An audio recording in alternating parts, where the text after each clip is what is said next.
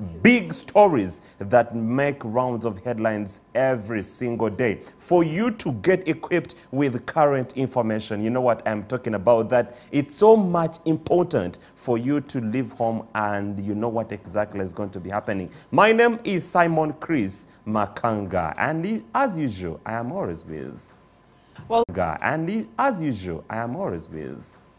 Well, good morning, ladies and gentlemen. I started the day with a bit of cough. I don't have coronavirus, just to make that clear. It was a bit of a rough throat this morning. I hope everybody woke up on the good side, right side of your bed. And I want you to step out of bed until the devil says, hey, this woman is up. Wake up, do your best, and let the rest happen. I hope you're having yourself an amazing day. For those who have just woken up, thank you for joining us when you're in your beds. And for those who had joined us earlier on, thank you for waiting for us up to this time. My name is Latifa Hamid once again, and nataka kuwakaribisha na niwaambie eti this is the first show, the show that starts your day every morning. Good morning, Simon Chris. Good morning, Latifa Hamid. How are you doing? I'm well and complaining either, and I'm so grateful for this day. I'm so expectant that good things are going to happen. However, there is a saying that keeps me going every single day, that if you don't get what you want, you must always want what you get. Well, when life gives you lemon, make lemonade out of it. Now, today is one of those days that yesterday is going to judge what we speak about today. But for starters, for people like Simon Chris Makanga, very young youth who are energetic, the president has challenged you one more time to an indoor workout. He says, why would you go out and work out when you can stay indoors and work out? We're still in the fight against COVID-19. So even when you are planning to go out for a jog, even when you're planning to go out and exercise, remember, we're still fighting COVID-19. Your masks should be on, and you should ensure that you keep social distancing. We'll look at that video later on when our producer brings it on. And would also like to say quick recovery and rest in peace to the Beirut explosion victims. Oh, yes. The numbers have increased to 100, and that means more are still coming. People are still counting their dead relatives. And we'll hold a moment of silence to pray that their souls rest in eternal peace. Oh yes, may their souls rest in eternal peace. And talking about the Beirut incident that happened, truth be told, 2020 has been a bad year. That I may comment, because it started on a good note, not until things started unveiling. When you speak about Uganda, several things have happened. We've had the dreaded locusts that invaded the country. We've had the landslides in Kasese. People have lost lives. Now we have COVID-19 that is still going on. We don't know when this will go. Now, this has affected quite a number of economies, and education is one of them that we shall be speaking later on, and the new bill that is being passed into the August House. And lots of things have been damaged or being affected by the pandemic. However, like I said, if you don't get what you want, you must always want now, what on a you more get. positive note, a U.S. general, Wesley Ken Clark, has contributed $100,000 US. That's 370 million Ugandan shillings to the fight against COVID-19 in Uganda, which money goes to, of course, the COVID-19 task force. However, as we're looking at such monies that are going to the COVID-19 task force, we are asking ourselves, what is the corruption rate in Uganda? How is this money used in Uganda? And how is the government utilizing the different monies, that the donations that have been given for the COVID-19 fight? Now, yesterday, when the president was speaking at an anti-corruption event in Entebbe, you saw the news, I saw the news. He was speaking about corruption. Now, on his base of argument on corruption was two things. The anti-corruption unit that was formed during the COVID-19, fight, and then KCCA. Now, that is our first headline that we'll be discussing, but Chris was there, and let him give us more information about this particular incident while we wait for the footage. Oh yes, it is not so lost on me that it's been this week, the weekend, but to go better emboozi ya KCCA enforcement team in particular, okuvayo ne batandika okumenya ebizimbe by'abantu mwenna mubadde mubalaba ngeri gye bakwata abantu ku streets nga babakuba babajjako ebintu byabwe. Weekend twakuleetera akaboozi oba twakuteerako emboozi bwe bajja muno mu Buziga wamu ne Munyonyo nga bamenya ebizimbe by'abantu naye ng'ate ekikwasa ennaku nga tebalina court order oba nga tebawadde notice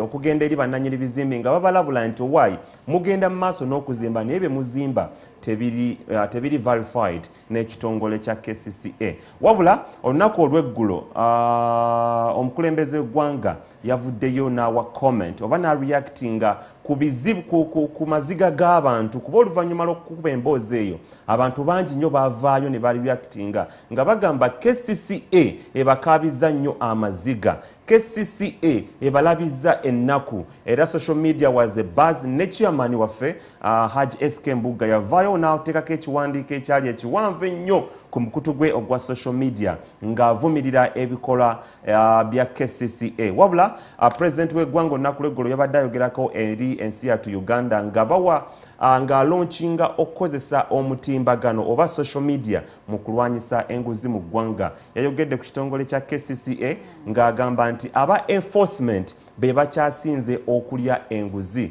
era n'agamba nti singa ogenda wansi ku street oba ku ground abantu basobola okuwa information ne bakuwa ne evidence. Let's first have a look at the video and then we'll be right back. Ekitongole kya KCCA kyasaanyaawo ebimu ku bizimbe by'abantu mu bumenyi obw'amateeka nga kino kyaleetera abantu ennyiike ku mutima ko n'okwekubira enduulu eri omukulembeze w'eggwanga.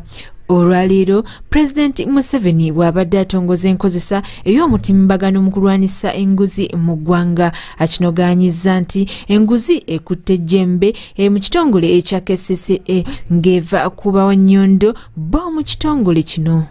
The corruption of the KCCA enforcers is on the streets. If somebody bothers to check with the victims, they will tell you what's happening. And you can use, so this citizens' intelligence, what you should do is to get evidence. Don't just come and cry, oh, ngatufudde banange. No. Ayongeddeko nti abali b'enguzi bamulya nnimire balina ekigendererwa eky'okubeezaawo obulamu bwabwe nga bayita mu kweyambisa entuuyo z'abannaabwe. So to finish these thieves, they are very easy to finish. But the problem is that your work methods are not serious. If you are not colluding, you are not serious. President Museveni ategeezezza nga bw'ajja okutuula ne Afande Nakalema amulambikire enkola ez'enjawulo mw'anaayita okulwanisa obukenuzi mu bitongole eby'enjawulo. But you are there. I will discuss with Nakalema, give her more ways. Don't sit in the office to wait for people to complain. I hear in your language you call it proactive. What is proactive? Akakiiko aka State House Anti-Corruption Unit nga kakulemberwamu Lieutenant Colonel Edith Nakalema ke kalondebwa omukulembeze w'eggwanga mu kuyambako okulwanisa enguzi mu ggwanga. Wabula ng'okusinziira ku mukulembeze w'eggwanga akakiiko kaneeno kayingiramu ababbi wamu n'abafere nga baneeno balemesezza ate emirimu egyo okutambula obulungi. Remla Katumba, Simon Chris Makanga, STV Select enjawulo. Simon Chris Makanga and Ramla Katuma. It was a beautiful story of how corruption is widespread in our country, Uganda, and the fact that the president has been trying time and time again to try and uproot corruption in these very many units in Uganda. We saw Electoral Commission, people being fired in Electoral Commission because of corruption, and we've seen people being arrested in the office of the Prime Minister due to mismanagement of public funds. Now, Simon Chris Makanga, the thing about the corruption unit, the anti-corruption unit that was formed, now the sarcasm behind this whole story is that now the anti-corruption unit itself is corrupt. Now, who will uproot corruption is if the unit that was formed to uproot corruption itself is corrupt. Now, when we look at the KCCA story, we have complained about the fact that a number of KCCA enforcement officers have taken bribe from the public and told them you can build your house as long as you've paid this money. And we've seen that another group of KCCA enforcers that the president himself says are the most corrupt officials in Uganda, so I'd say. They come on ground, they have beef with a particular person, or they feel like we need money from this particular person, and without communicating, without talking to them, without informing them prior, they break their buildings. I think the president of Uganda listens to the general public. He does. I'm forced to think that the president of Uganda watches STV, and is always much informed on issues that we talk about here in the show. Therefore, I can verify in the way that we've been running that story the entire week.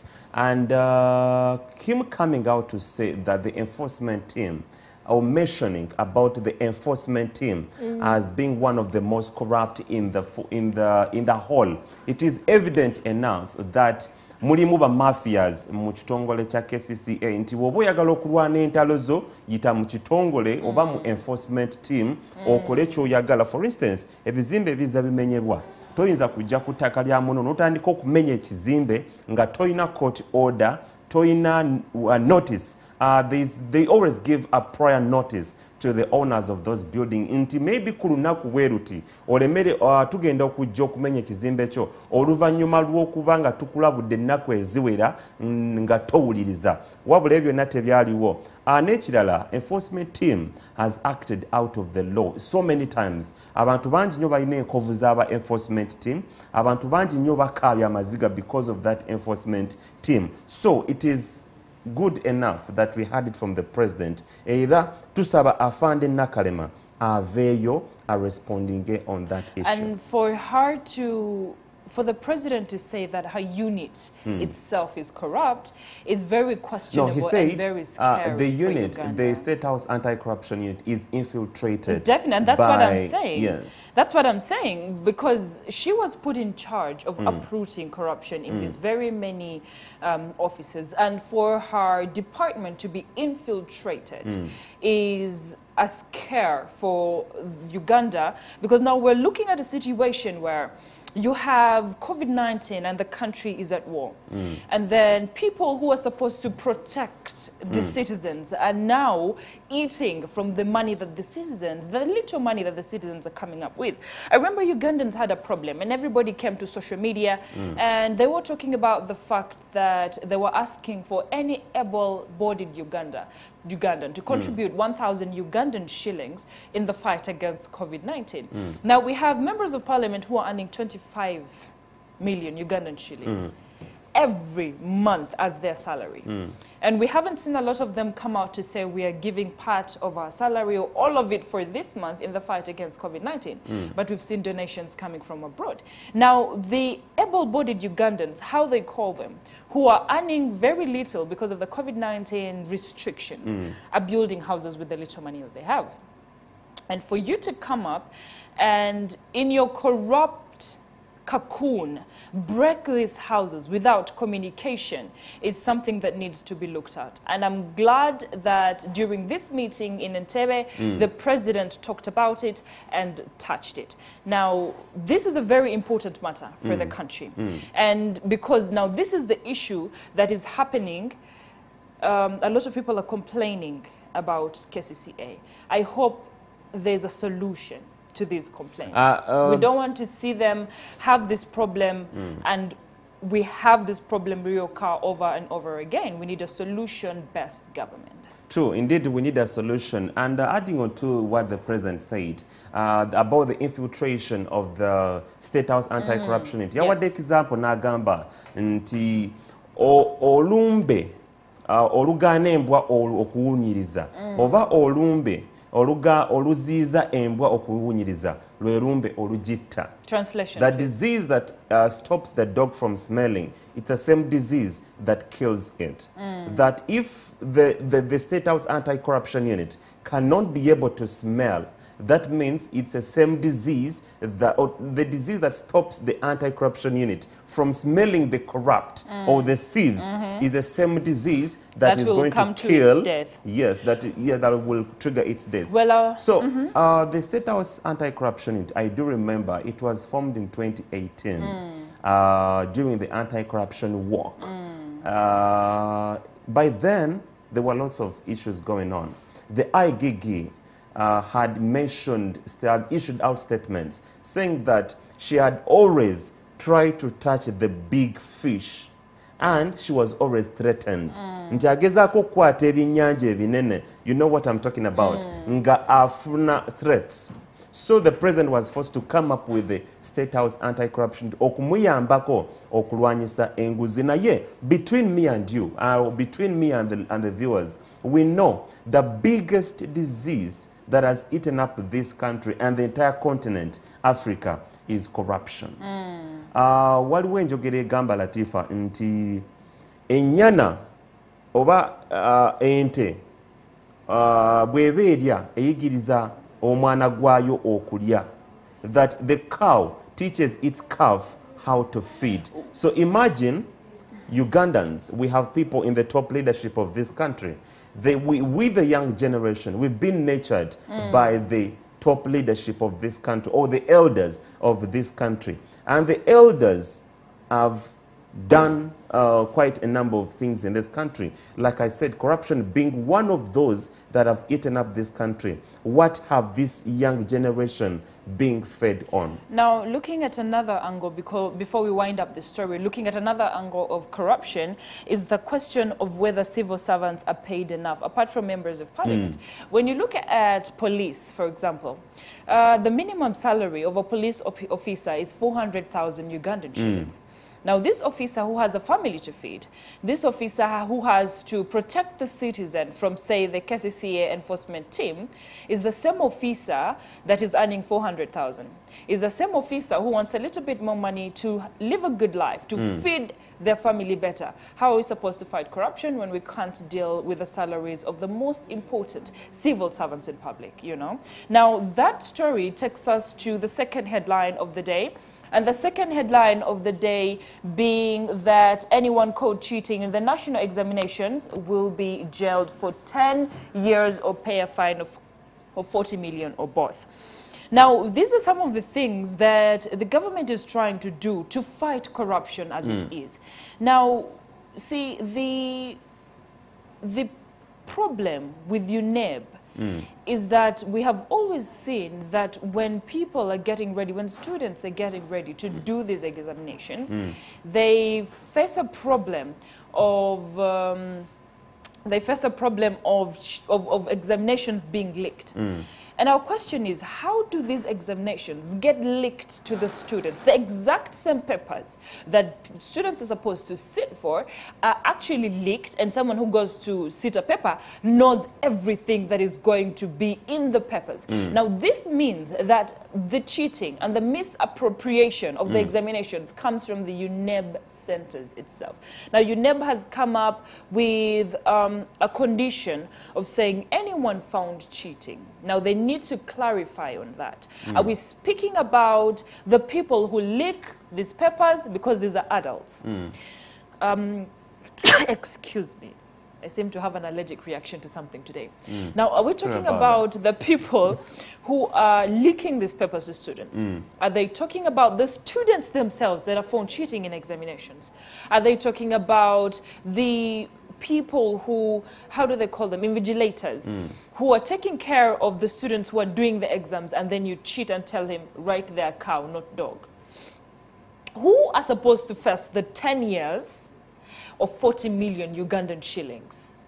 Because if you say we're talking about the students who are cheating, then isn't it too extreme to have 10 years in jail of 40 million? They need to come out and clarify in that. They need to come out and clarify.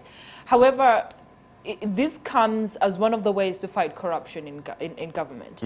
And we hope that when people look at this headline, they will understand that once I am caught doing this, I have this charge to pay for. And we can have a fair system of examinations in Uganda where schools that are more expensive and owned by rich people don't cheat and have better results than other schools. Latifa, I want to deviate a little bit from what we are discussing right now, because as you can see on your screen that stringent laws say to mitigate examination malpractices. Yes. I think there's something that I do not want to concur with our members of parliament, especially those that sit on the Education Parliamentary Committee. First and foremost, Latifa, between you and me, we know that our education ministry was hit so hard. And our children, about 15 million students, are still stuck home. I think we need to do first things first. Okay? As we are discussing education, this is not the time that the parliament or members of parliament, it's not the time for them to come out and talk about malpractices when we still have students stuck home. Well, let them put first things first. Basokenerio, bibaina okusoko kola. Let them table down SOPs. How should we get our students back to school amidst the pandemic? Now, that is the hot thing at hand, apparently. Rather than coming up with the bill that deals with malpractices, in case a student misses, maybe they do not have registration fees or that they haven't registered, they are still home. Yeah. How can we bring them back to schools? Now, Mr. John Chrysostom, the State Minister for Higher Education, has come up with these measures because now, how I understand this, Chris, it's a step-to-step uprooting of the rot that we have in the education system before the education system is revamped. Now, we have the COVID-19 situation, and then we have schools that cannot afford to put the SOPs in place. Because now if you say the SOPs need to be put in place for these students to come back to study, you're telling the expensive schools, the schools that are owned by rich people, to start, and the poor schools like Spire Road Primary School, that was the school I went to, in Jinja, not to start. Because we cannot afford in Spire Road to have 4 distance measures between the students, and that means that a class of, say, P7 only is going to fill almost all the blocks that we have in school, because we have very few blocks in my former primary school. And that means that we need more furniture, and that means we need more teachers. Do we have the money to pay these teachers? Do we have the classrooms to put the students in those classrooms? And once we have these things put in place, these measures put in place, these stringent laws put in place, starting education, or education will start on a note that we are starting education, but we have put laws that say, if you do this, you're going to have this kind of punishment. And students are not supposed to pay a certain amount of money to be registered for examinations. We've seen that these are the few shortfalls that the Ministry of Education has not looked at. And for us to revamp the education sector without looking at these different sections, it's going to affect us big time, someone Chris Makanga. So we need to deal with the issues at hand before we revamp education. Issues like how do we make the education system better and more self-employer based than looking for a job based? How do we make the education system favor the students? Because a student in Nakapiripirit is not going to compete favorably with a student in Kampala whose owner is cheating because a UNEB personnel is leaking examinations to them. So why don't we look at these grassroots problems, uproot them, clear the ground, and then revamp education? But really, we're not ready for the revamption or the beginning of education in Uganda yet. We still have a lot of things to deal with in the education sector, and COVID-19 has showed us that we still have a lot of things to put in place before students come back to school.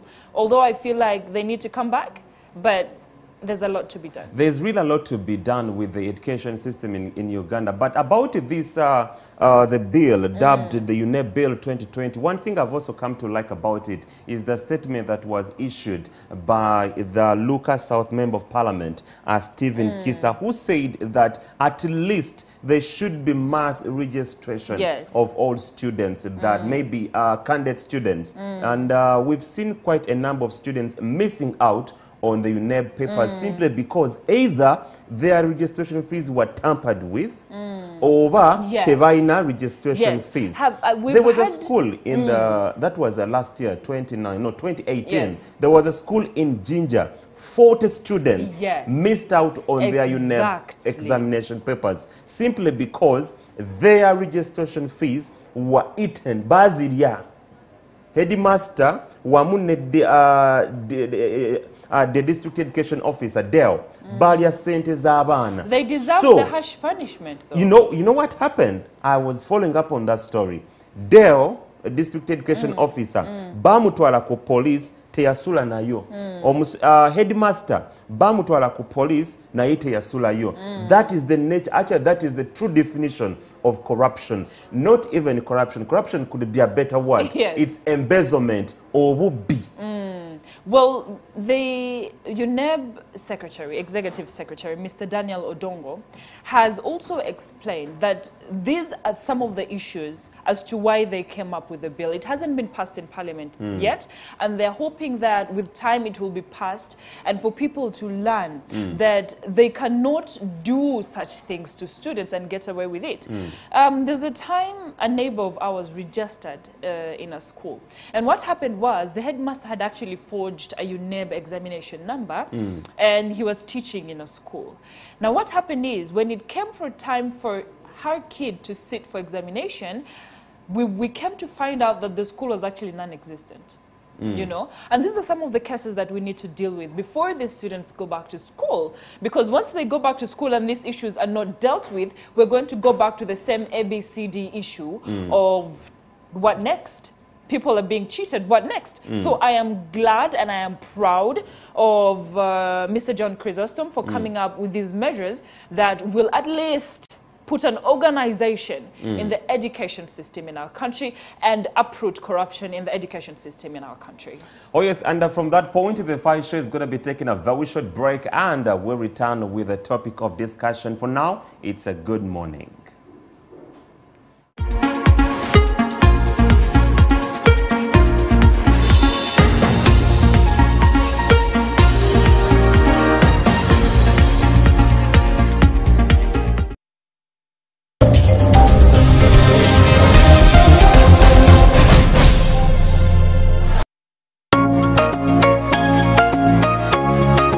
Bampita Dr. Franklin Mondo Mugisha wanuko STV biri kumachakera nange nga twogera ku nsonga ez'enjawulo engeri z'okwezimba mu ggwanga lyaffe, engeri z'okuzimba gye tubeera gye tuva, wategedde obwavu lwa kibuluma, mikwano gy'abaavu baani, otambula otya, osula otya.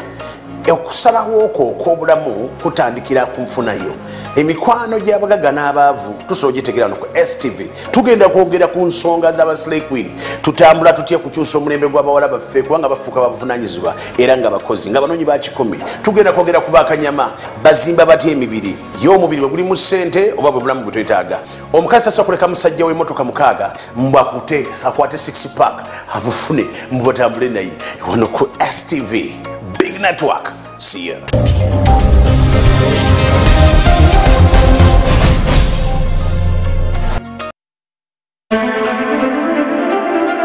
Hey guys, you're watching STV. Select for fun.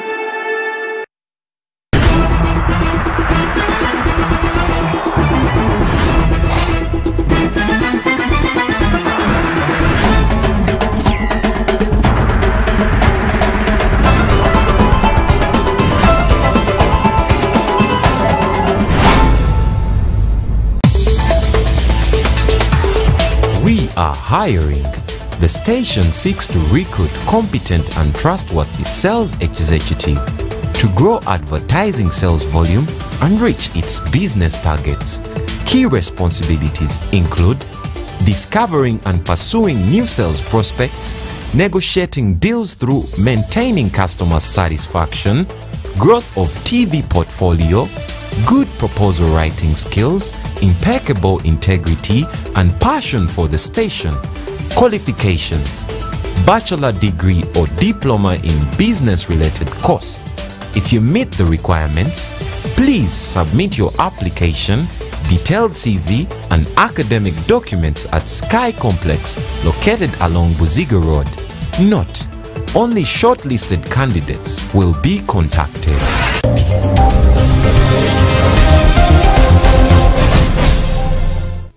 As we commemorate this breastfeeding week, remember, breast milk is nature's perfect food for your baby. It contains immunity-boosting antibodies, healthy enzymes, and provides abundant and easily absorbed components. It is an optimal nutrition for the baby. Have you breastfed your baby today? Hey guys, you're watching STV. Select for fun.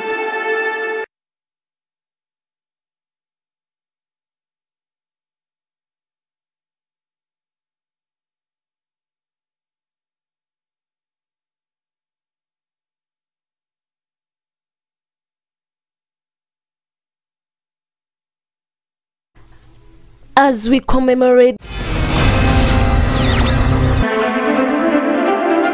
Hey guys, you're watching STV. Select for fun.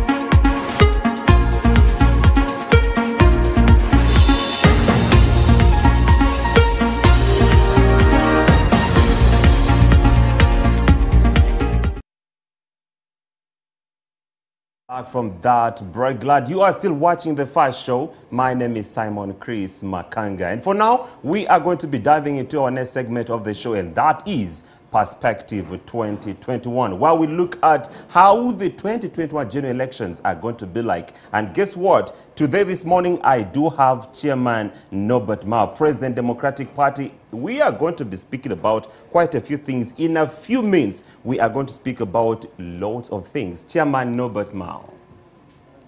Good morning, Chris. Good morning.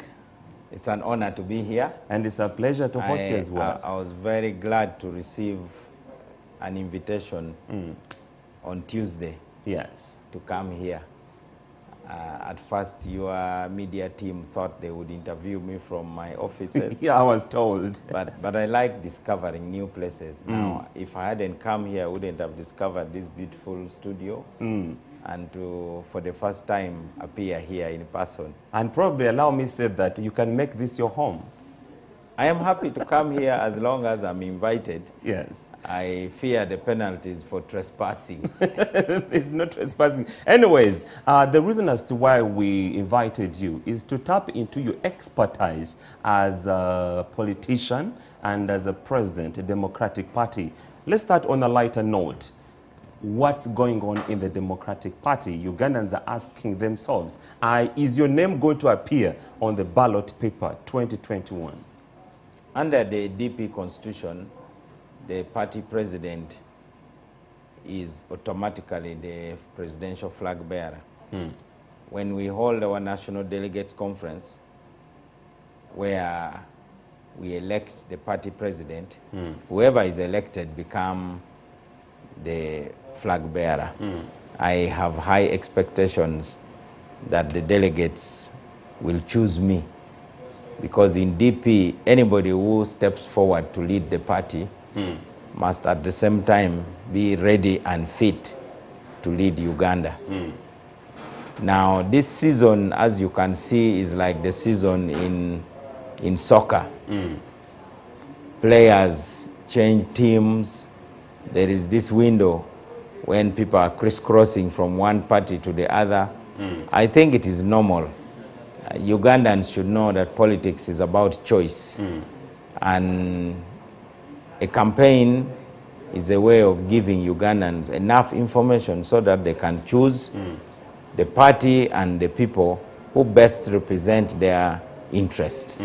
That's what politics is about. Now, speaking about crossing from one party to the other, we've seen quite a number of people exiting Democratic Party, and Ugandans are asking themselves, could this be the last kicks of a dying horse in the Democratic Party?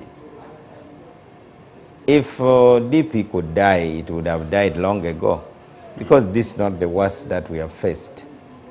It's like if you have survived cancer, and then somebody says, well, you have a flu, and somebody says, are you going to die? And you say, well, I've survived cancer. That means my body has the resilience.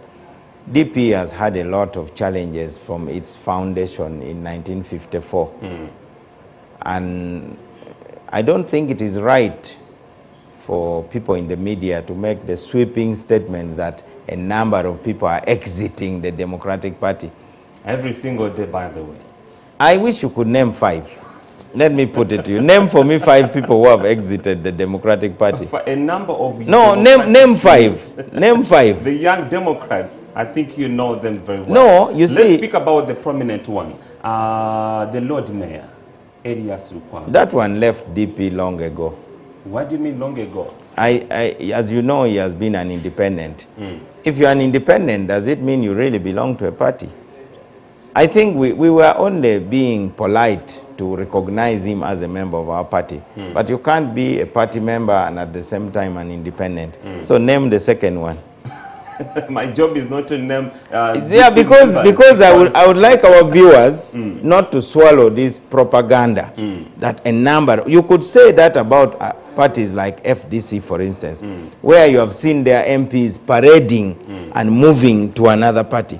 In DP, the pull factor in DP is so strong that our pull towards our party is stronger than any push factor. We are not pushing anybody out. The party is very tolerant. I am a person who believes in dialogue. I'm a person who is accommodative. So there is absolutely no reason why anybody should leave DP. We have disagreements in the party. Some members are not satisfied with things in the party, but there is no party which does not have problems. Exactly. So I just want to tell our viewers clearly that as far as I'm concerned, no DP member of parliament has left DP. Okay. At least until I see them being paraded, that's when I'll believe it, because they know, as the Baganda say, awaka wasigala waka. Home is home. Yes. Ewaka wasigala waka. Yes. Now, Chairman Mao, obadde ku mwanjo nnyo ogw'okuforminga alliance. Era kati waliwo omwana omupya owa NOP. I heard you speak a few days ago that you are so much willing to nurture the baby. But the baby has ambitions ez'okugatta ebibiina byonna ate nga naawe wali ku mwanjo nnyo gw'okulaba nga you form a coalition where you have one candidate contest against General Yoweri Kaguta Museveni, and now you just confirmed that you are coming into, your name is going to appear onto the ballot paper. What are you saying that tewagenda kuddamu kubeerawo any alliance? I think it is the duty of the media to explain to people what an alliance is. When you have an alliance, you choose single candidates for every position. For instance, how do you choose a joint presidential flag bearer? A joint presidential flag bearer is chosen from a short list of those who are willing to contest for president. So the fact that I have announced, the fact that Chagulanyi has announced, the fact that Muntu has announced, the fact that perhaps Besigye will announce, that is not a contradiction of an alliance. It simply means you now have a short list out of which you can pick one. That same formula will be used in the constituencies. take the case of Nakawa. DP has announced Kenneth Kakande. NUP has announced Joel Senyonyi. And SDP has announced Balimwezo. Now, they all want the seat. Actually, Balimwezo is also coming as NUP. I don't know about that. I saw the symbol of SDP on his poster. Well, these days there are so many political mongrels anyway. You can never know. There are too many mongrels, but it is up to him to clarify. But the point I'm making is that joining a coalition does not mean you can't lead it. I think the problem the media has is thinking that a coalition is a fait accompli. In DP, we have led the process. We have put forward a document for the Grand People's Coalition. Those who you are claiming want to unite all the opposition, they have never invited anybody for a meeting. Okay. I want to state here on record, I, Norbert Mao and DP, we have never received any invitation from any presidential aspirant and from any political party saying, come and we talk about unity. If anybody wants to challenge me, let them. So why do you say they want to unite? I think what they want is to be supported. I don't think they want unity. No, Chairman Mao, if Robert Kyagulanyi faced you and asked you to join them, would you join? You see, you don't form a party to join another. Would you buy a car in order to be towed by another car? You buy a car in order to drive and go where you want to go. So we are not joiners. We are negotiators. So we are willing to negotiate, and we don't rule out the possibility of supporting another presidential candidate if we agree. But DP is not a party which is like too weak to field candidates. I have been a presidential candidate before, and those who thought they were so powerful, some of them, we pushed them. We were ahead of them in some electoral areas.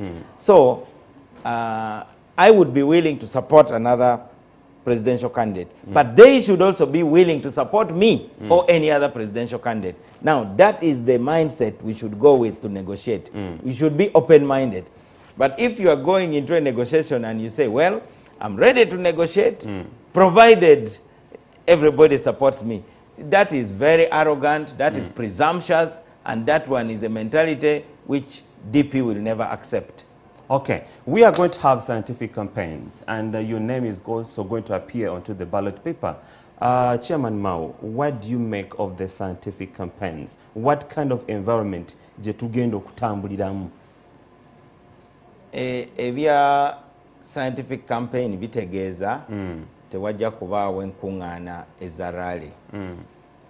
Naye ekyo akakiiko k'ebyokulonda kakireeta mu bukyamu ate mu bumenyi bw'amateeka. Amateeka gagamba nti ba candidates baddembe okukola enkuŋŋaana rallies. N'olwekyo ekya scientific campaign tekiri mu mateeka. Era bwe njogerera waliwo case mu kooti Jema gye yatwala katulinde binaava mu kooti. Naye olw'okubanga kati akakiiko k'ebyokulonda tukatadde ku nninga, bakkiriza nti kati tujja kubeera ne hybrid. Kitegeeza tujja campaigninga ku mikutu nga gino, radio, television, naye era tujja kukkirizibwa okutuuza enkuŋŋaana naye nga tugoberera amateeka ga COVID. So tutandikidde ne complete scientific elections oba digital, kati tutuuse ku hybrid. Naye engeri gy'omanyi emotions ebyobufuzi, lazima wajja kubaawo rally. Olaba Minister of Health mwennyini namulaba ng'alina ka convoy k'ebigere nga abantu bali mu kutambula. Ne President w'eggwanga mwennyini nsuubira wanaaba atambula ajja genda ayimirira ku makubo. N'olwekyo ffe tugenda kugoberera bye bakola, naffe tujja bikola. Campaign is so emotional. It is like a mourning at a funeral. You can't tell people to mourn scientifically. It is an emotionally charged activity. So I think the sooner the government puts in black and white what is the nature of a scientific campaign, the better, or else it will be subject to multiple interpretations. You'll find LDUs trying to interpret what a scientific campaign is. You'll find the police trying to interpret what a campaign is. And then rival camps will be reporting each other to the police. Somebody may find you distributing your flyers in a market and then go and tell the police that this one is disobeying the scientific rules. So the only way we can have scientific campaign is if the law is amended to accommodate it, and also if the rules we should follow are very, very clear. Well, Chairman Mao, there was a general, not general, but there was a public outcry that waliwo wetavu okukyusa symbol ya Democratic Party, and I heard you comment about it. Nti kati agriculture yakyuka mabegako omukulembeze gwanga abadde advocating for mechanization of agriculture, baletewo earth moving equipments, tractors. So bannayuganda nga bagamba nti there is also need to change symbol ya Democratic Party okugijja ku nkumbi waakiri muteekewo tractor. What do you have to say about that? Abannayuganda balina okutegeera what a symbol is. A symbol is not the be all and all. A symbol represents something. For us, the hand hoe of enkumbi eraga nti ffe tuli kibiina ekikolerera obuntu wa wansi. The hoe is the most common implement. It doesn't mean that we are against tractors. Look at FDC. Their symbol is the key. But I have seen here you have digital access, fingerprints. These days you can enter a room by inserting a card key. It doesn't mean that you should abandon the key, but the key means you are unlocking something. For DP, the symbol means we are connected to the land and we are connected to the ordinary people. The NRM has the bus. I don't know whether they really travel by bus. You would say you should now put a jumbo jet because that is the most modern. So it is our duty and the duty of our members to explain what the symbol of DP means. But there is no single Ugandan who is not connected to the hoe. In any case, during this season of COVID, only the hoe has been active. The key has not been active because people were locked in their houses. The bus was packed and everybody was using our symbol to greet. Wherever you go, people are bumping their fists, what we call bonga. So there's no need for anybody to worry that because we have the hand hoe, therefore we are not modern. The Indian flag has the spinning wheel. Obviously, people no longer spin threads using the spinning wheel. We now have automated machines, but it has a deeper meaning than that. In our coat of arms, we have got a shield and spears.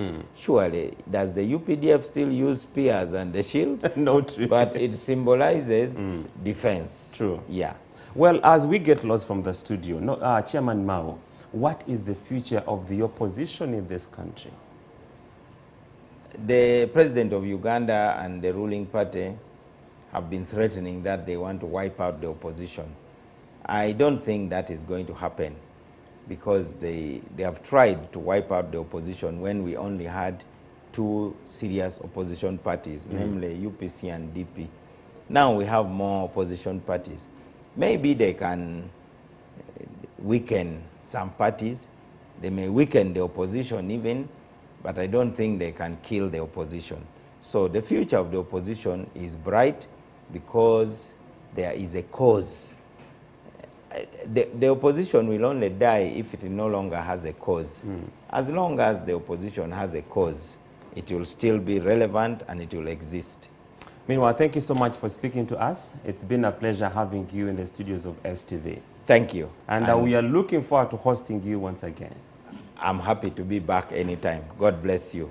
Well, that was Chairman Norbert Mao, President of the party, and the gist of this discussion is the fact that I've liked him saying that his name is going to appear onto the ballot paper come 2021. My name is Simon Chris Makanga, and the first show returns in a bit.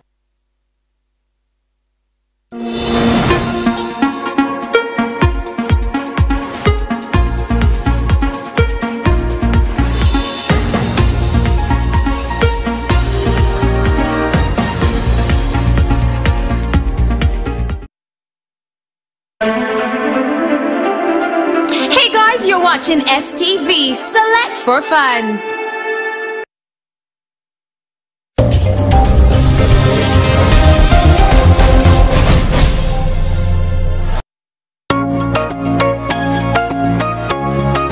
Bampita Dr. Franklin Mondo Mugisha wano ku STV biri ku makyakera nange nga twogera ku nsonga ez'enjawulo engeri z'okwezimba mu ggwanga lyaffe engeri z'okuzimba gye tubeera gye tuva wategedde obwavu lwa kibuluma mikwano gy'abaavu baani otambula otya osula otya okusalawo okwo okw'obulamu kutandikira ku nfunayo emikwano gy'abagaga n'abaavu tusobola ogitegeera no ku STV tugenda kwogera ku nsonga z'abaslay queen tutambula tutya kukyusa omulembe gw'abawala baffe kubanga bafuuka babuvunaanyizibwa era nga bakozi nga banoonyi ba kikumi tugenda kwogera ku bakanyama bazimba batya emibiri y'omubiri bwe gulimu ssente oba bwe bulamu bwe twetaaga omukazi tasobola kuleka musajja w'emmotoka mukaaga mbu akwate 6 pack abufune mbu batambule naye wano ku STV Big Network. See ya.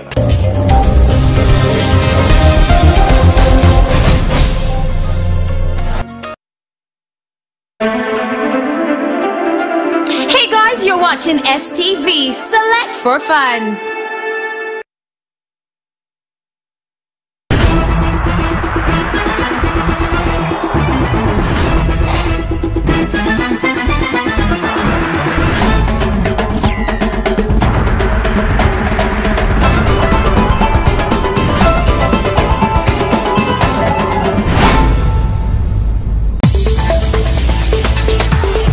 We are hiring.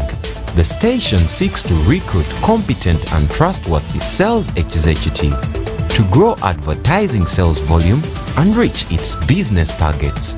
Key responsibilities include discovering and pursuing new sales prospects, negotiating deals through maintaining customer satisfaction, growth of TV portfolio, good proposal writing skills, impeccable integrity, and passion for the station. Qualifications: bachelor degree or diploma in business-related course. If you meet the requirements, please submit your application, detailed CV, and academic documents at Sky Complex located along Buziga Road. Note: only shortlisted candidates will be contacted.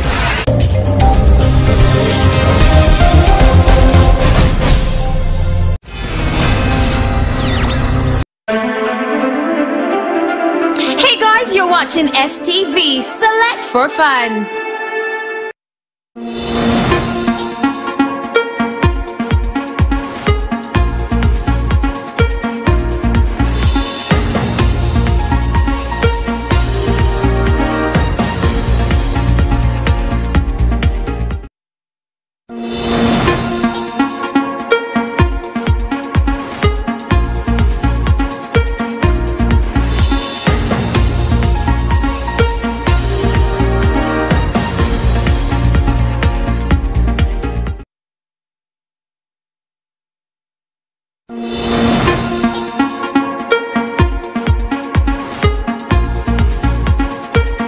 Well, a very good morning, ladies and gentlemen. Thank you for staying with us on the first show. My name is Latifa Hamid, and we are having conversation after conversation. We've just had a conversation with Norbert Mao on the political environment in our country, Uganda, come 2021 general elections. And today we're also having another discussion which came from Entebbe State House during the anti-corruption speech that the president started yesterday. Now, this conversation that the president started on anti-corruption was, what caught our attention on this conversation was the fact that the president said that the life sentence given to Thomas Jolly Opoka, an LDU who in June murdered Francis Ogwang Munu during the enforcement of night curfew is not enough, and he called for a death sentence. Now today in the studios we are here with Rodney Tuhami, a lawyer from Falcon Associates, and he will be telling us exactly what it means for the President of the Republic of Uganda to come out in public and talk about the death sentence. Hello. Hello. How are you doing today? Good, good. Thank you for hosting me. Well, it's a pleasure to have you in studios. Sure. Because as a layman, I would like to understand exactly what it means for the President of Uganda to call for a death sentence. How legal or illegal is it for the President to have called for the death sentence? Well, one, I would like to think that a state that respects life would discourage a death sentence. And His Excellency is one of those people whom I know that have really respected life in this country, because he hasn't signed off any death sentence since probably 1998.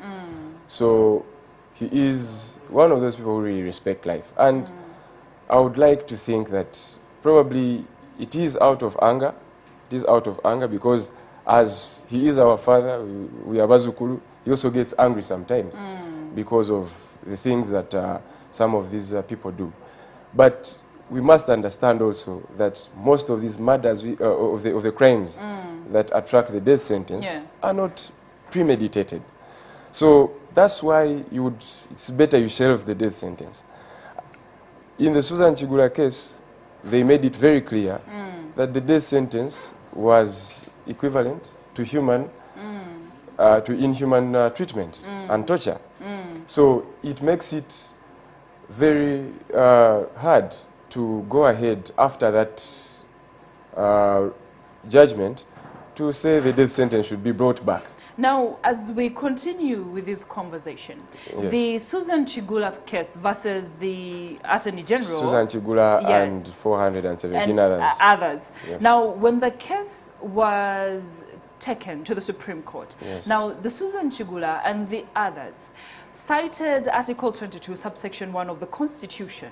However, I feel like they nailed themselves in the coffin when they cited Article 22, subsection 1. Because now, according to Article 22, subsection 1 of the Constitution, the Supreme Court is the only one that is allowed to give death sentences. Now, when we look at that particular article, and the article is still in the Constitution, it hasn't been crossed out in the Constitution. What does that say about a country like Uganda and the fact that if the Constitution still allows us to practice the death sentence, you know, and you're saying that as a country that respects human rights and the right to life. Exactly. Yes. So I mean, I'm looking at two different I'm going to make a statement that is legal and it's a bit philosophical. The law gives with one hand and takes away with another. Explain. So the law gives the right to life in Article 22 and gives circumstances where the right of life can be deprived. What are some of those circumstances? Execution of the death sentence. They will take away right to life. But on the contrary, we have to also read it together with Article 24. Now, Article 24 says that we shouldn't torture. It preserves the right against cruel and inhuman treatment. So, since it's like I've said, since the law is giving, it is also taking away that right in the sense. And when we are interpreting the Constitution is interpreted as a whole. Okay? You don't just no article is interpreted in isolation of another. Yes. Okay. For those who have just joined us, we're having a conversation over what the President of the Republic of Uganda, His Excellency Yoweri Kaguta Museveni, said. And in his statement, he said that the LDU, who was found guilty of killing a 65-year-old man in enforcement of the COVID-19 situation, is the life sentence for him is not enough, and he needed to have a death sentence. And we are trying in the studios to understand what is a death sentence and why hasn't the death sentence been struck from the Ugandan constitution. Now, coming back to you, Mr. Rodney. Yes, please. We're looking at the constitution, which still okays the death penalty.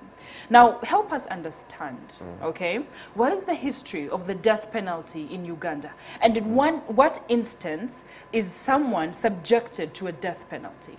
Yeah, to start with, the history of the death sentence is even in our tradition, because we very well know that in some instances, if you killed a person, they would kill you. Yeah.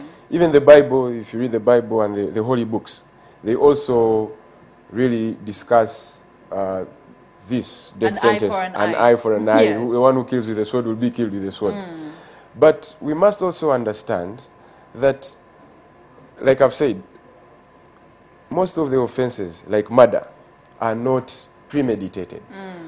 As those offenses are not premeditated, now you're also going to rely on the tact and skill of the advocate representing you, which becomes very funny, because if I am good, if I have a good day in court, I am going to defend my client, and probably I will save him of the death sentence. And then we have also had instances where people disappear off a village, and then they pick a person probably whom he had a row with, and they probably put him in prison. Now imagine you execute that man, and then 10 years later, this fella turns up saying, look, I am here. I never died, I just left the village for my own personal reasons. But isn't the death penalty only given to those cases where there's no evidence left out to the fact that you murdered? Of course, the highest appellate court, which is the Supreme Court, Yes, Supreme Court, is the one that is supposed to go ahead and issue this. But like I've said, you are going, this is a capital offense. It's going to start from the High Court. Now, this time between when you are in the High Court and then you have to appeal in the Court of Appeal, then again, the sentence is confirmed by the Supreme Court. It takes a long time, as we know how our systems operate. And this time, you've put a person under serious, imminent apprehension, mental anguish that is really huge. And for you, you'd feel like if your brother was murdered by someone, that is enough punishment for them? I mean, a life sentence is there. A life sentence is only 20 years. No. Explain. Because when they give you a life sentence, we are yet to come up with a system like in the Western countries where there is the parole hearings and then they reduce your sentence. But short of that, you serve your sentence until you finish it. And I am 28 years old. Yes, please. I'm given a life sentence right now. Yes. When does it end? One, if you have, out of good conduct and a few other circumstances, they could sit, and also the president, actually, there's also the prerogative of mercy, which is given in Article 121. Yes. So you could be exonerated because it's a committee which sits with the Attorney General, and a few reputable members are selected by the president of the country. Then after that, if they really go through your trial and think that you really deserve to be exonerated, you can be.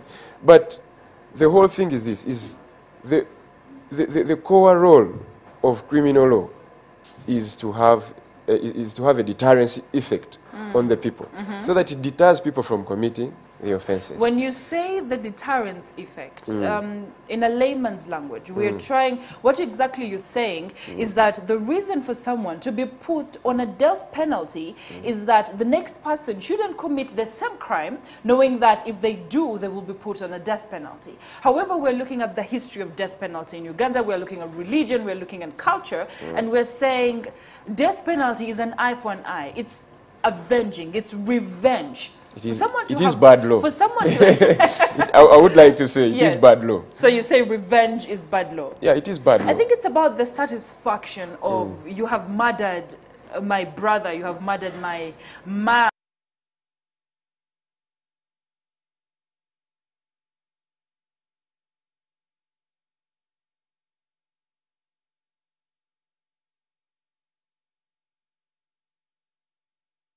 from killing another human being. Not them killing, of Yeah. course, the law. Yeah, of taking course. it in their hands. Of course, yes. But like I've said, it is, if it is to be done, there should be very extreme circumstances. But I also believe that we have very, very many options that can be exercised instead of the death penalty. Now we're looking at murder right now, as me and you are discussing. We're looking at murder as the only case so far that we have talked about today. The only offense. Or the only offense Yes. that deserves the death penalty. However, Yes. I'm sure in the Constitution there are other cases that... It is in the, actually, it is in the Penal Code Act, but most of those have been converted to life imprisonment, Like which ones? treason. Because what a treasonous act in Uganda is not a treasonous act in Kenya. I would go to Kenya and seek asylum and I'll be protected. So, in most, and also when there's a change of regime, there are many people who are probably put in prison before the NRM government came into power because of treason and other offenses. Yes. But then when the NRM government came, of course, probably these are people who are working with them or working for them. They were exonerated. In another way, they Yes. also committed treason while Yes. they were getting into power. So. Yes, so today Kyagulanyi commits, Honorable Kyagulanyi commits treason by doing what he does. Yes. But using the Hans Kelsen theory, where He we, can get away. where we say that once a government takes power, it legitimizes anything and everything. Even if it used forceful means, even if it used a coup or what, once you're in government, you legitimize everything. Yes, so the penal code also talks about defilement and rape and aggravated robbery as part of the then death sentence category, right? Life imprisonment. Life imprisonment. I would like to say life life imprisonment. Yes, Now, yes. then it was the death penalty, but because of what circumstances exactly pushed it from a death penalty to life imprisonment? Why did we decide thus? We have very wonderful Supreme Court. And these judges, they are experienced. And they are parents. And while they go ahead to probably read the law and interpret the law, which is their job, they do it in such a manner that they want to make sure that they set a basis on which will stand for a very, very long time, to set standards that will stand for a very long time. So I would not like to challenge the justices, the retired justices, some of them are retired, who went ahead and gave that pronouncement in the Susan Chigula case. Because the skill set on that bench alone is so powerful. And all these offenses, like I've said, not predetermined. And also, there's an element of evidence whereby you find that actually absence of evidence does not mean evidence of absence. Yes. So evidence might not be there today, but it might come 10 years ago to prove otherwise. So it is better that I wouldn't, you see, the law should be interpreted in such a manner that emotions are shelved. And the justices shelve the emotions while interpreting the law. For those who are watching us, you can follow our conversation on Twitter, Instagram, and Facebook, and tell us what you think about the death penalty in Uganda. Should people who kill, people who rob, aggravated robbery, people who, rape, defilement, should some of these people be put to death penalty, or should we just be satisfied with the life sentence? Join our conversation and please tell us what you think. Now back to you. Yes, please. We're still having a conversation on understanding the then death penalty in Uganda. What was the means of killing these people when they were put under death penalty? Most of them, they were hung by the nose, which I also think is really cruel because I remember watching the video of Saddam Hussein being executed. It traumatized me. And so that's why I think this death sentence, we should look, the president is really angry, but he's a parent, I know. He will go ahead and I think say, look, some of these people, and especially like the LDUs, I am not throwing a jibe at them to say they are not educated or what. But we have to also understand the level of education of most of our security forces. Their level of education is not so high. And them, if they receive an order, the interpretation of an order, I've been stopped many times by traffic officers, but their interpretation of the law is questionable. It's questionable. Yes. And I would be inclined to think that since he's a traffic officer and the Traffic and Road Safety Act is it's a very small act. Yes. I would like to think he should have it on his fingertips since he's a traffic officer and Yes. it's a bit specific. So now, how about this LDU guy who has been picked probably from Machi, India, and he joins, and the training is just probably to fine-tune him 3 athletically, to make sure that he's athletic enough to run around, and then he's on the street and he's holding a gun. What do you expect? So are we throwing the LDU action back to the government for, you know, very few days of training and throwing them back into the public without appropriate training? Is Yes. that what you're saying? I would like to think so. And in fact, I also want to applaud the whole thing of calling these, the LDUs back for training. It was a very good move because we are here. We are lawyers. We have different people, we have human rights activists. We are ready to work with the government to teach these people, to skill them, so that they understand the law. Yeah? Because the person is saying, I am carrying out a presidential directive. But he's being so rigid because I'm sure even as the president has been giving the directives, he has been laxing them. Okay? He laxes the time. He said, okay, curfew time, let it stop at 9. He's not rigid. But for them, their interpretation of the law is rigid. A person will arrest you at 5 minutes past 9 p.m. and he tells you, boss, you are late. Like, but I'm going to my home. So, we've seen these incidences. Yes, we've seen these instances. So I would like to think that even in application of the law, that's why I've told you, like the justices of the Supreme Court, while they're applying their law, they are not rigid. They are going to have a very open mind, try to interpret the law bit by bit, no emotions, and with that skill set, and they are equipped with this skill set over time. Yeah, and you're saying the death penalty is an emotional approach to I would like to think so. It is an emotional approach. And my other question is, can an LDU use the discussion that we've just had right now? An LDU who has been, or who is being tried in court for, you know, killing someone, for murdering a person, because of course, incorrect, you know, incorrect, like there's an order that has been given and incorrect interpretation of the order. Of course, of the order. Can he use this argument in the courts of law? We have been given an order and we just executed our order. Can they use that argument? Of course, even in the interpretation of an order, the law expects you to use logic, because you know the law works hand in hand with logic. So if they told you to stop a person, or if they send you to kill a person, you know it is not right. Would you kill them? The simple answer is no. So even these people, as they receive orders, I would like probably their superiors to break down these orders, okay? And say probably, that's why it takes us back to the whole thing of education, whereby even the people who receive the orders and disseminate them down to the LDUs, tell them, look, if you get a person, ask them where they are going, okay? Engage them.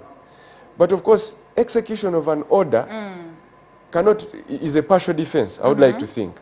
It is only a partial defense because it cannot exonerate you from what you did. You can use it, but it is not a full defense. It can be partial. But also, their interpretation of the order also is lacking, because the president anyway didn't give an order that they should go ahead and murder. But for them inside their minds, execute the laws, and they are trigger happy, and I would like to call them overzealous, overambitious.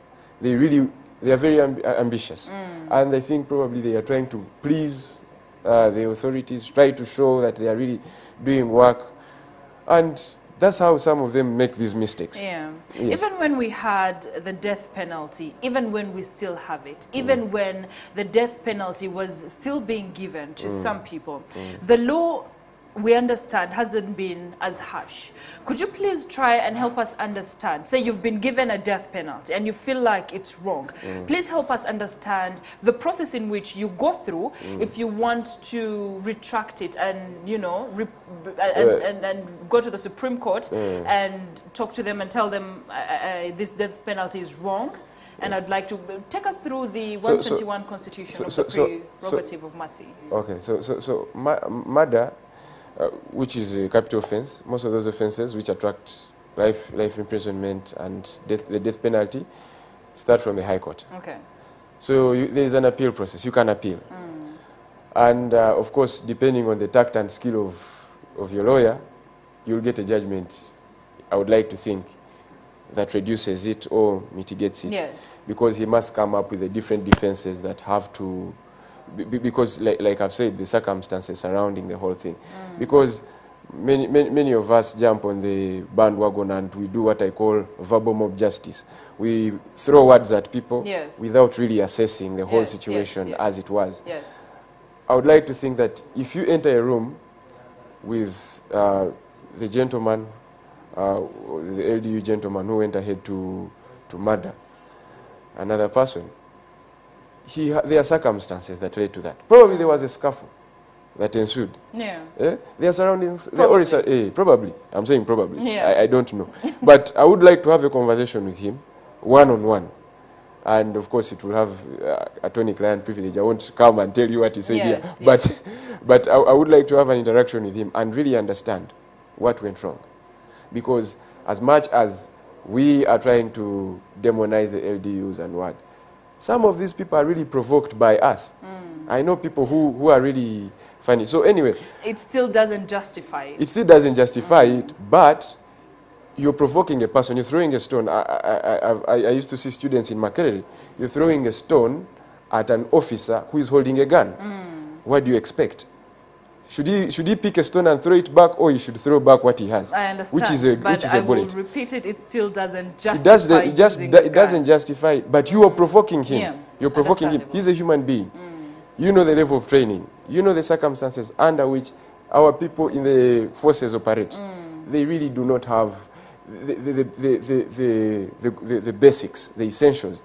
They don't have, most of them. I'm not trying to say they are poor or what, but most of them, if you go through the barracks, you really say the way they are living.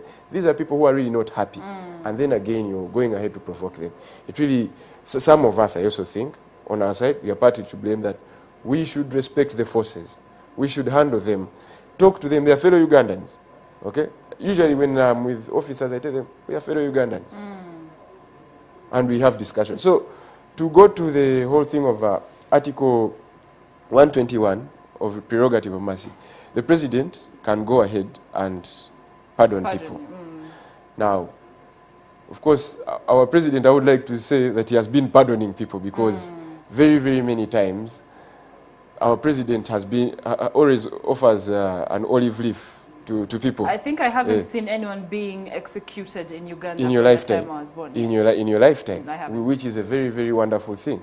Many countries, including the countries which come to preach human rights to us, do not are executing people. Yeah? In the United States, for example, some states have the death penalty, and they execute people. So I would like to think, one, the president has already exercised it in that way by not going ahead and saying that people should be executed. Then secondly, Article 121 is very clear. The president can nominate a committee of people. Those are reputable people in society, but you should not be a member of parliament or a lawyer, for that matter. You shouldn't be a member of Uganda Law Society. Yeah, so he can pick them, and then they review. They do like a retrial, okay? And then they can write a report of the recommendations that they think should go ahead to be given to the president. Can go ahead and make a decision. But I would like to say the president is already exercising this. Yes. Okay. Yeah. Well, as we come to the end of this conversation, because we're winding up now, I will ask a question that I know you already have an answer to. Yes or no to the death penalty? No. Well, that is his answer. And now we come back to you, our viewers, to ask yes or no to the death penalty. And we will be reading your views as we come to the end of this show. That is the first show that comes away every Monday to Friday morning to 9 a.m. Let's go for a break. And when we come back, we'll be having the sports update with Prince Juko. Thank you for being with us.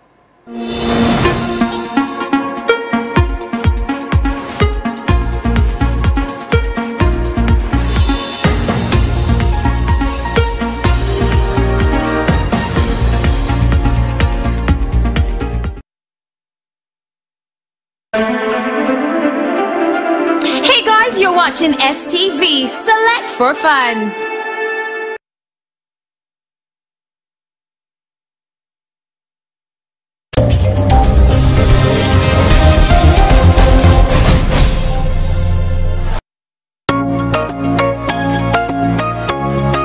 Bampita Dr. Franklin Mondo Mugisha wano ku STV biri ku machakera nange nga twogera ku nsonga ez'enjawulo engeri z'okwezimba mu ggwanga lyaffe engeri z'okuzimba gye tubeera gye tuva waategedde obwavu lwa kibuluma mikwano gy'abaavu ani otambula otya osula otya okusalawo okwo okw'obulamu kutandikira ku nfunayo emikwano gy'abagagga n'abaavu tusobola ogitegeera no ku STV tugenda kwogera ku nsonga z'abaslay queen tutambula tutya kukyusa omulembe gw'abawala baffe kubanga bafuuka babuvunaanyizibwa era nga bakozi nga banoonyi ba kikumi tugenda kwogera ku bakanyama bazimba batya emibiri y'omubiri bwe gulimu ssente oba bwe bulamu bwe twetaaga omukazi tasobola kuleka musajja w'emmotoka mukaaga mbwakute akwate 6 pack amufune mubatambule naye wano ku STV Big Network. See ya.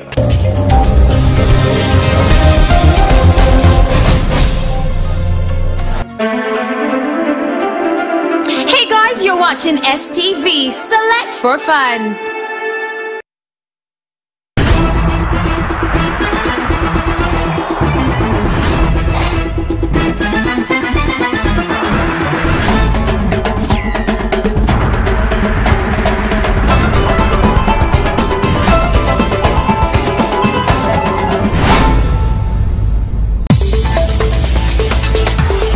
We are hiring.